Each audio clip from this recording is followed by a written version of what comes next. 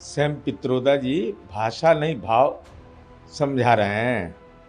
अरे मूल प्रश्न यह है कि जब भारत और पाकिस्तान के बीच तनावपूर्ण संबंध है, जब भारत का पुरुषार्थ जो सेना है हमारा, वह आतंकी ठिकानों को चंद मिनट में ध्वस्त करता है।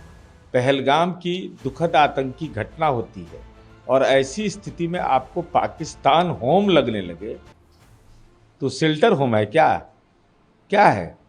इसलिए ऐसे बयान जो भारतीय उपमहाद्वीप में देश की विदेश नीति पर हम लोगों की सहमति रही है, सर्वदलीय सहमति के बुनियाद पर हम दुनिया के विभिन्न देश में गए हैं, तो कांग्रेस पार्टी की राजनीतिक दुर्गति ऐसे ही बयानों से होती है।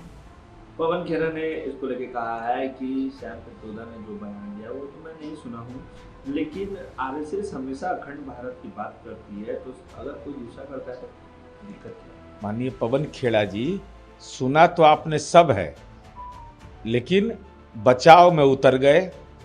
अरे पूरी दुनिया के वैश्वीकरण की बात की जाती है, ग्लोबल मार्केट अब हो गया, ओपन मार्केट हो गया।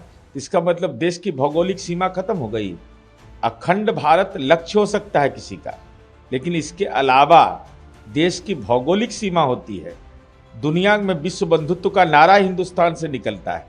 इसका मतलब क्या हुआ कि दुनिया की सारी भौगोलिक सीमाएं टूट गई। अरे अपने अपने देश की संप्रभुता है, ऐसे बयान का बचाव नहीं करना चाहिए और कुतर्क नहीं देना चाहिए।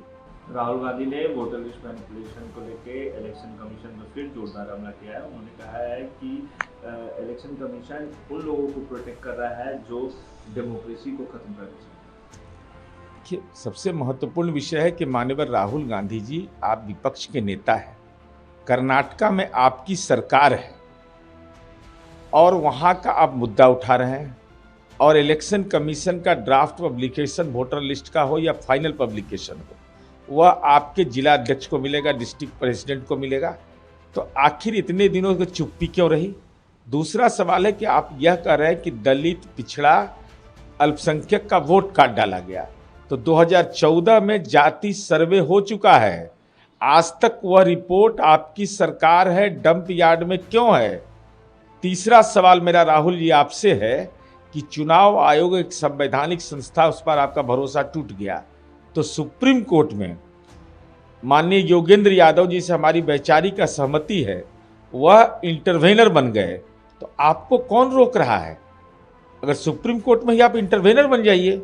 अभी एसआईआर पर सुनवाई चल रही है। ये मीडिया के द्वारा सुनवाई का जो आपका प्रारूप है, वह अपने आप को बेनकाब कर रहा है कि सरकार आपकी, आपके रजम्मा मंत्री ने इस्तीफा दिया, आप सुप्रीम कोर्ट में इंटरवेनर नहीं बन रहे हैं, जाति सर्वे का रिपोर्ट आपने जारी नहीं किया, तो आखिर ये तर्क कैसा कि दलित और पिछड़ा और अति पिछड़ा का अल्पसंख्यक का कोई वोट काट डालेगा? डॉक्टर अंबेडकर ने जो अधिकार दिया है, कौन माई का लाल पैदा लिया है जो वोट के अधिकार से किसी को वंचित कर देगा?